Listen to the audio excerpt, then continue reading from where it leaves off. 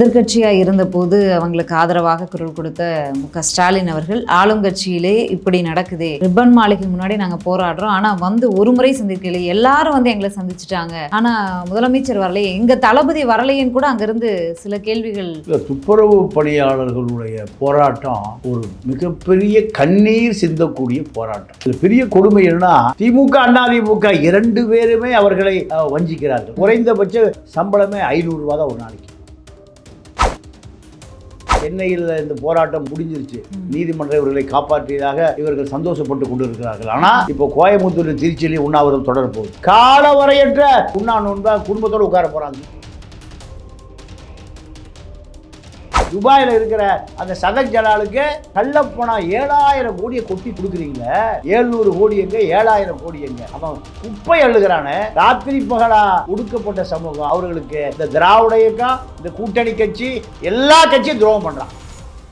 தமிழ்நாட்டுக்கு அத்தனை அரசியல் கட்சிகளும் கலைக்கப்பட வேண்டிய கட்சிகள். அத்தனை பேரும் 66,000 சுத்திகரிப்பு தொழிலாளி தமிழ்நாடு முழுக்க இருக்காங்க. அவர்களுடைய வாக்கு திமுகவுக்கு கிடையாது. எழுதி வச்சு வீழ்வதற்கான, சரிவதற்கான கம்யூனிஸ்ட், காங்கிரஸ், எல்லா கட்சியுடைய வரலாறு முடிய போகுது.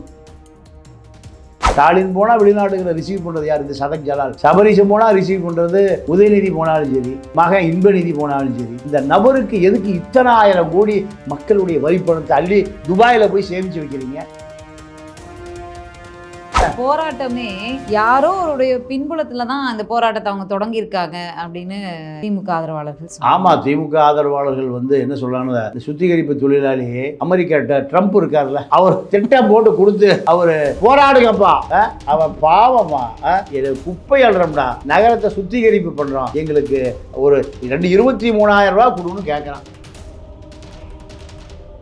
நேயர்களுக்கு வணக்கம். நிகழ்ச்சியில் சிறப்பு விருந்தினராக மூத்த பத்திரிகையாளர், அரசியல் விமர்சகர் தமிழா பாண்டியன் இணைந்திருக்கிறார். பேசலாம். வணக்கம் சார், எப்படி இருக்கீங்க? நல்லா இருக்கேன். ஓகே. தூய்மை பணியாளர்கள் போராட்டம் கிட்டத்தட்ட 10, 11, 12 நாள் ஆயிடுச்சுன்னு நினைக்கிறேன். கோர்ட்டும் வந்து அரசிற்கு ஆதரவாக தான் சொல்லியிருக்கு. முதல்ல கலைஞ்சு போங்க, நீங்கள் நடத்தக்கூடிய இந்த போராட்டம் வந்து அத்துமீறியது அப்படின்னு சொல்லி அவங்கள அப்புறப்படுத்த கோர்ட்டும் உத்தரவிட்டிருக்கிறது. இரவோடு இரவாக அப்புறப்படுத்தியிருக்கிறது காவல்துறை. எதிர்க்கட்சியாக இருந்தபோது அவங்களுக்கு ஆதரவாக குரல் கொடுத்த ஸ்டாலின் அவர்கள் ஆளும் கட்சியிலே இப்படி நடக்குது, ரிப்பன் மாளிகை முன்னாடி நாங்கள் போராடுறோம், ஆனால் வந்து ஒரு முறை சந்திக்கல, எல்லாரும் வந்து எங்களை சந்திச்சுட்டாங்க, ஆனால் முதலமைச்சர் வரலையே, எங்கள் தளபதி வரலையேன்னு கூட அங்கேருந்து சில கேள்விகள் வருது. எங்கள் தளபதியை நம்பணுமே, நாங்கள் எங்கள் தளபதி வரலையேன்னு கேட்குறாங்க அவங்க. அப்போ அவங்க திமுக ஆதரவாளர்களாக தான் இருந்திருக்காங்க, ஓட்டு போடக்கூடியவங்களா கூட இருந்திருப்பாங்க. இந்த இதை எப்படி பார்க்குறீங்க? ஏன்னா அரசியல் கட்சி தலைவர்களை தாண்டி நடிகைகளாக அங்கே போராட்டத்துக்கு வந்து ஆதரவு கொடுக்குற ஒரு சூழல் வந்திருக்கு. இல்லை, துப்புரவு பணியாளர்களுடைய போராட்டம் ஒரு மிகப்பெரிய கண்ணீர் சிந்தக்கூடிய போராட்டம். இதில் பெரிய கொடுமை என்னன்னா, திமுக அதிமுக இரண்டு பேருமே அவர்களை வஞ்சிக்கிறார்கள். குறைந்தபட்ச சம்பளமே 500 ரூபா தான் ஒரு நாளைக்கு. 66,000 தொழிலாளிகள் தமிழ்நாடு முழுக்க இருக்கா.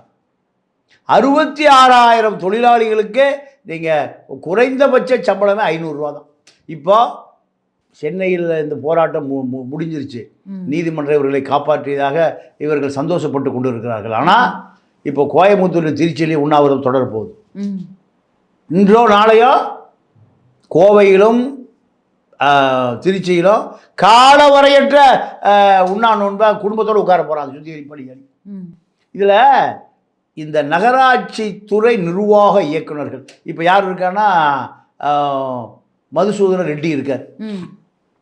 இப்படி வருகிற பல ரெட்டிகள் தான் என்ன பண்ணுறாங்கன்னா, குறைந்தபட்ச சம்பளம் எங்கே இருக்குன்னு அந்த அடிப்படையில் இவர்களுக்கு சம்பளத்தை ஒதுக்குறோம்.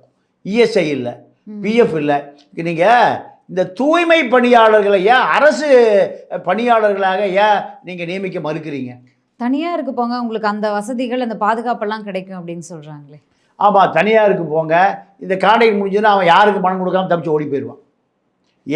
700 கோடி சுத்திகரிப்பு பணியாளருக்கு உபிசி நிறுவனத்துக்கு, இந்த சதக் ஜலாலுக்கு வேலுமணி காலத்தில் 700 கோடியை எப்படியா 7,000 கோடி ஆக்குனீங்க? ஆர்டிகளை போட்டு பாருங்கள். நான் சொல்கிறது உண்மைக்கு புறம்பானதாக தான்.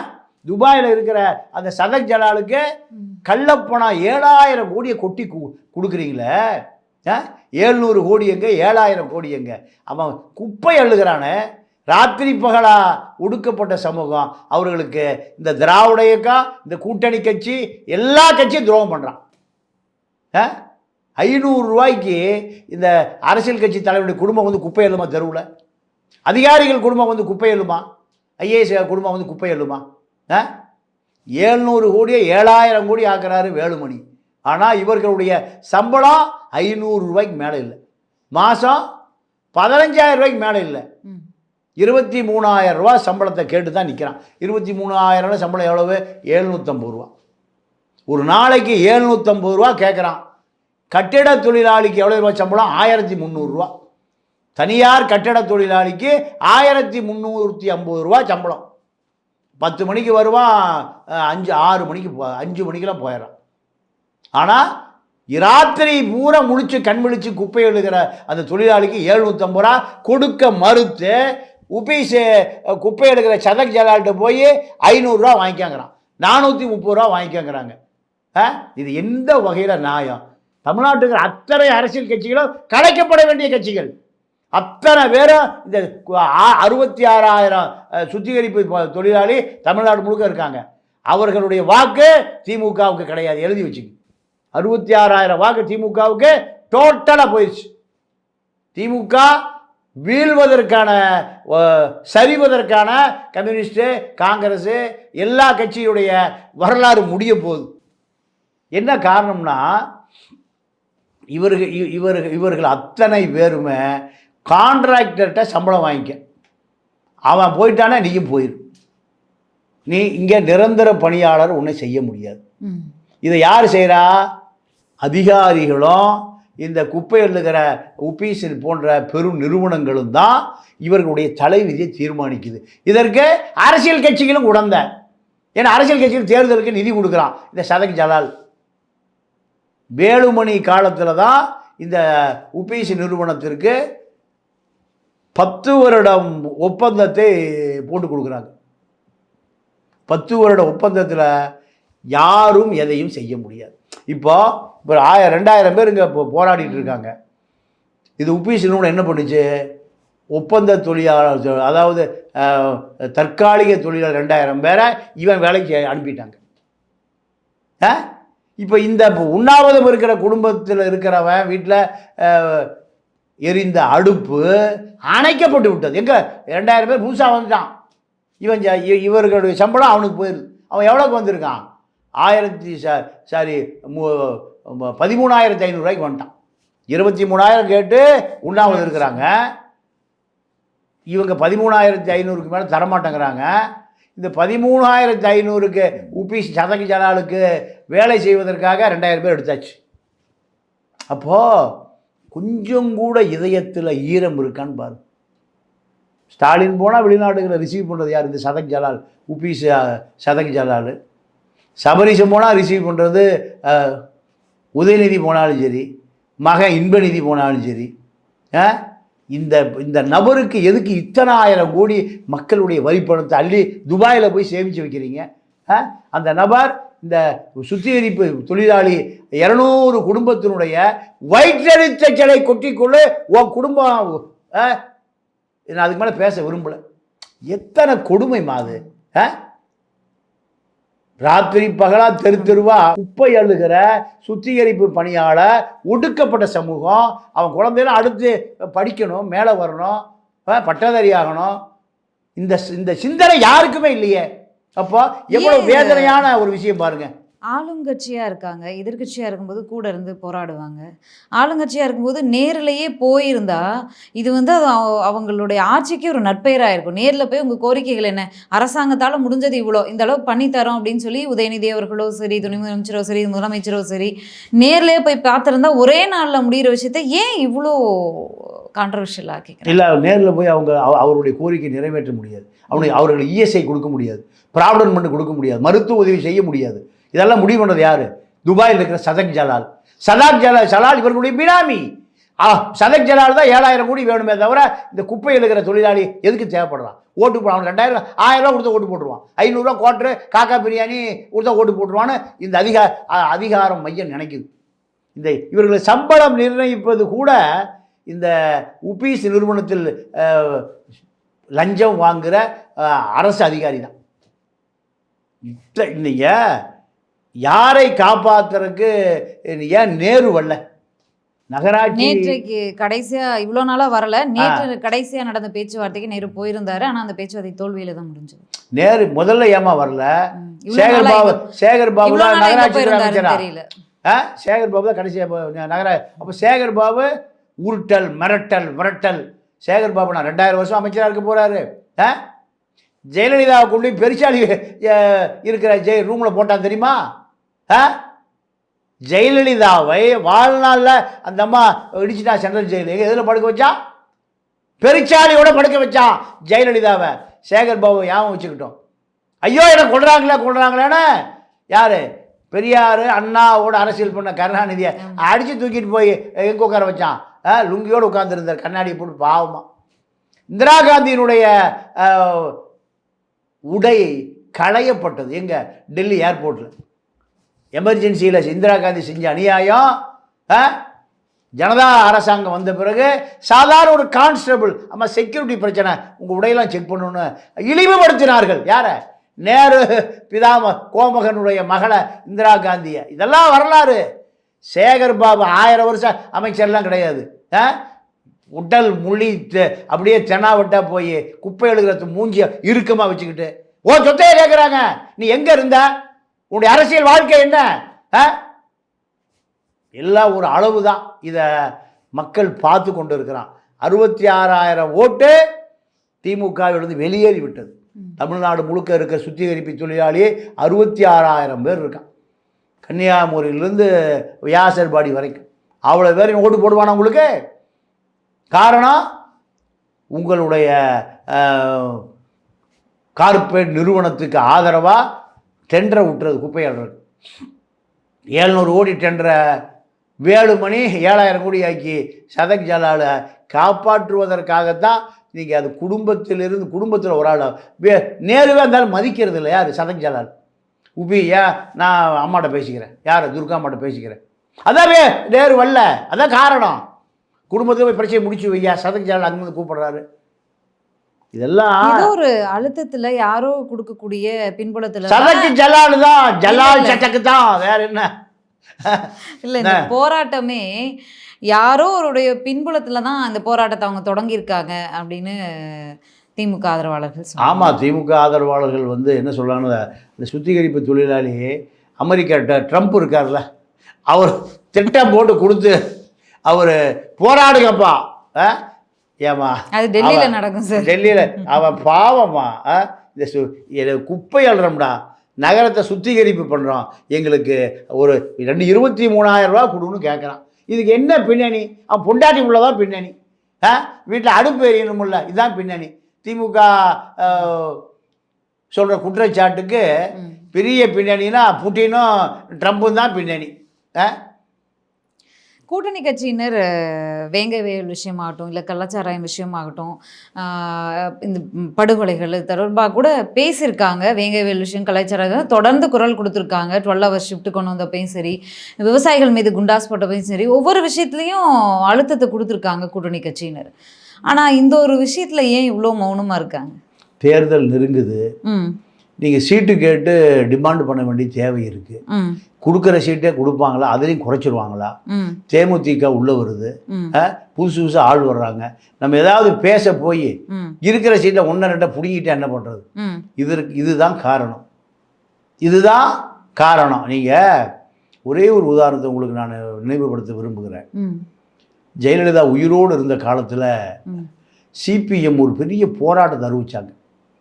பஞ்சமி நிலத்தை ஆக்கிரமித்து ஜெயலலிதா சிறுதாவூரில் பண்ணை வீடு கட்டிட்டாங்கன்னு ஒரு பெரிய போராட்டம். நீங்கள் கேள்விப்பட்டிருக்கீங்களா? சிபிஎம் செங்கொடியோடு உழைக்கிற மக்கள் பூரா வந்துட்டான். உழைக்கிற மக்கள் பூரா பின்னாடி நிற்கிற ஒரே கட்சி சிபிஎம் தான். இப்போ அதுக்கு சாம்சாங்கில் அதுவும் காணாம போச்சு. போன உடனேயும் பெரிய ஆர்ப்பாட்டம் போராட்டம். ஜெயலலிதா சிறுதாவூருக்கு போகிறே அந்த அம்மா குறைச்சிக்கிட்டாங்க. அவ்வளவு எதிர்ப்பு. அந்த எதிர்ப்பெல்லாம் காவல்துறையால் முறியடிக்கப்படும். நாட்டில் தான் அது நடக்குமே. காவல்துறையால் முறியடிக்கப்பட்டு அந்த போராட்டம் பிசு பிசுன்னு போயிடுச்சு. காலம் மாறுது, காட்சி மாறுது. சிபிஎம் கூட்டணி பேச்சுவார்த்தைக்கு அப்போ மாநில தலைவராக வரதராஜன் ஒருத்தர் இருந்தார். அவருடைய பையன் திண்டுக்கல்ல ஒரு கையேந்தி பவன் தள்ளுவண்டி இட்லி சுட்டு வித்துட்டு இருக்கார். ஒரு பையன் வாத்தியார். இதுதான் அவருடைய பின்னணி. இப்போ இவர் ஜெயலலிதாவை பார்க்க போகிறார் கூட்டணிக்கு. அந்த அம்மா அப்படியே குயின் எலிசபெத் மாதிரி மாடியிலேருந்து இறங்கி வருது. மிஸ்டர் வரதராஜன், இது பஞ்சமி நிலம் ஆக்கிரமிச்சு இல்லை இடிக்க போகிற கடப்பாறையோட வந்தீங்க, புல்டோசரோட வந்தீங்க, அந்த மக்களை பூரா சேப்பு கொடியை கூடி எனக்கு எதாவது தூண்டி விட்டீங்க. இப்போ எங்கே வந்திருக்கீங்க? அதிமுக சீட்டு காட்டு வந்திருக்கீங்க. அதிமுக தயவுல தான் செங்கொடியே பறக்குது. யார் சொன்னது? செங்கொடியே யார் தயவுல பறக்குது? அதிமுக தொண்டனுடைய தயவுல பறக்குது.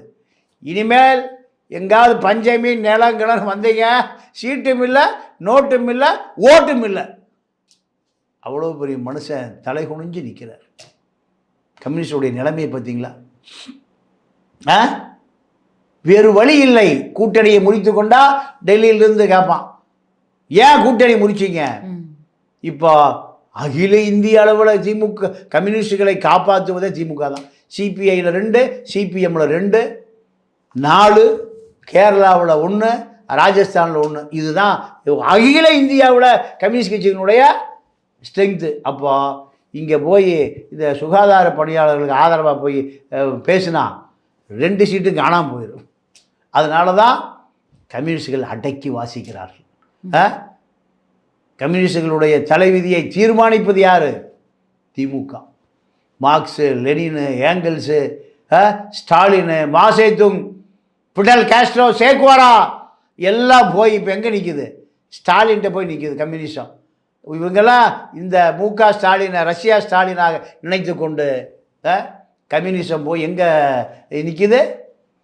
கோபாலபுரத்தினுடைய வாசல் படியில் நின்று கொண்டு இருக்கிற காரணத்தினால தான் கம்யூனிஸ்டுகள் வாயே திறக்கல. இதுதான் இந்த சுத்திகரிப்பு தூய்மை பணியாளர்களுடைய பரிதாப நிலை. தேர்தல் வாக்குறுதியாக கொடுத்துருந்தது திமுக. தேர்தல் வாக்குறுதியில் 285வது வாக்குறுதியாக தூய்மை பணியாளர்களுக்கு ஆன சலுகைகள், கோரிக்கைகள் நிறைவேற்றப்படும் அப்படின்னு கொடுத்துருந்தாங்க. இப்போ இந்த தேர்தலில் அதை எதிரொலிக்கும்ல? இந்த தேர்தலில் அந்த 505 தேர்தல் வாக்குறுதி அந்த புத்தகத்தில் நானே பார்த்தேன். இப்போ இந்த தேர்தல் வரும்போது மறுபடியும் அதே வாக்குறுதி கொடுப்பாங்க. அடுத்த தேர்தலில் உங்களுக்கான அத்தனை கோரிக்கைகளும் இஎஸ்ஐ, பிஎஃப், குறைந்த அவர்களுக்கெல்லாம் நீங்கள் வெளிநாடுகளெல்லாம் சுத்திகரிப்பு பணியாளருக்கு அரசு ஊழியர்களுக்கு இணையான சம்பளமா? இன்னைக்கு முக ஸ்டாலின் அறிவிச்சிருக்காரு, தூய்மை பணியாளர்களுக்கு உணவு வழங்கப்படும், பணிக்கு வரும்போது உணவு வழங்கப்படும் அப்படின்னு இன்னைக்கு அறிவிச்சிருக்காரு. இது சமாதானப்படுத்துவதற்கு அவன் வீட்லேயே சமைச்சு சாப்பிட்டுக்குவான். சம்பளத்தை கொடுங்க ஐயா. மாசத்துக்கு சொல்லுவார், ஒருத்தர் பசிச்சு நின்னானா அவனுக்கு மீன் கொடுக்காத, மீன் பிடிக்க கற்றுக்கொடு. அதான் மாசத்துக்கு சொல்லுவார். மாமனிதன் மாசைத்து, சிவப்பு சீனத்தை உருவாக்கிய மாசைத்துங்க. இப்போ சோறு வேண்டாயா, அடுப்பில் சோறு வச்சு புள்ள குட்டியெல்லாம் பட்டி கிடக்குது. அதுக்கு எங்களுக்கு அரசு ஊழியர், டாஸ்மார்க் ஊழியர்களுக்கு நீங்கள் ஒரு அதிகாரியை அளவீடு பண்ணுறான், அந்த அதிகாரியை என்ன பண்ணுறது நீங்களே முடிவு பண்ணிங்க. அதாவது டாட் போர்டு, கழிவு நீர் துறை, இப்படி குடிநீர் வழங்கல் துறையில் இருக்கிற சுத்திகரிப்பு பணியாளர் இருக்காங்கல்ல, அதில் எது சம்பளம் குறைவோ அந்த சம்பளத்தை இவங்களுக்கு கொடுன்னு ஒரு அதிகாரி கோப்பில் எழுதுறாரு. அவர் அதிகாரியா இல்லை அதை மிதிகாரியான்னு தெரியல. எது கம்மியாக இருக்கோ அவனுக்கு கொடு. அப்போது எவ்வளவு ஒரு ஆணவம் பாருங்கள், எவ்வளவு வன்மை பாருங்கள். எதில் சம்பளம் அதிகமாக இருக்கோ அவனுக்கு கொடுன்னு போட வேண்டிய அந்த அதிகாரி வீட்டுக்கு முன்னாடி ஒரு 1000 தூய்மை பணியாளர் போய் நிற்கணும். குப்பையோடு அந்த அதிகாரியை போய் பார்க்கணும். இதெல்லாம் இந்த ஊடகங்கள் பூரா அரசு வாந்தி எடுக்கிறத, அரசு கழிவை செய்தியாக்கி போடுற கேவலம் இந்த தமிழ்நாட்டில் தான். சுத்திகரிப்பு பணியாளர்களுக்கு பின்னால் எந்த நிறுவனம் உபீஸ் நிற்கிது, உபீஸை வேலை வாங்குவது யார், அந்த உபீஸ் சதக் ஜலால் யார், இன்றைக்கி வரைக்கும் எதுலேயுமே ஒரு செய்தி கூட இல்லையே. நம்ம தான் இப்போ தொண்டை தண்ணிச்சியில் கத்திட்டு இருக்கோம். அப்போது அந்த அவனுடைய குடும்பம், குழந்தை குட்டி எப்படி 15,000 ரூபாய் வச்சு டெய்லி 500 ரூபாய் வச்சு அவன் எப்படி சாப்பிடுவான், எப்படி வாடகை கொடுப்பான், குழந்தை குட்டி எப்படி பள்ளிக்கூடம் போக வைப்பான், இப்போ நேற்று செய்தி அரசு பள்ளிக்கு பூரா ஆலய போகம் மூடிட்டான். இந்த 500 ரூபாய் வாங்கி அவன் என்ன இன்டர்நேஷனல் ஸ்கூலில் சேர்த்துவான்? இந்த அடிப்படை அறிவு வேண்டாம். 66,000 ஓட்டு திமுகவுக்கு போயிடுச்சு. இதுதான் இப்போ சேகர் பாபுக்கு அமைச்சராக இருந்தா என்ன, அமைச்சர் இல்லாமல் இருந்தான்னு பல ஆயிரம் கோடி சேர்ந்துருச்சு. கோயில் நிலம் பூரா இப்போ எங்கெங்கே இருக்கோ அது எல்லாமே அவர் பினாமி பேரில் மாறிட்டு இருக்கு. எங்கெங்கே இருக்குன்னு வேணால் நான் சொல்கிறேன். இப்படி ஓடிட்டுருக்கு. அதனால் சுத்திகரிப்பு பணியாளருடைய பிரச்சனை திமுக, அதிமுக, காங்கிரஸ், கம்யூனிஸ்ட், பிஜேபி அத்தனை கட்சிகளும் ஒரே அளவீடாக தான் இருக்குது. அதனால தான் நடிகை அம்பிகை அங்கே போயிருக்காங்க, பாடகி சின்மயி போயிருக்காங்க. இதுதான் அந்த மக்களினுடைய கண்ணீர் கதை. பொறுத்திருந்து பார்க்கலாம் சார் என்ன நடவடிக்கை எடுக்கிறாங்க அப்படின்னு. நன்றி, வணக்கம். நன்றி, வணக்கம்.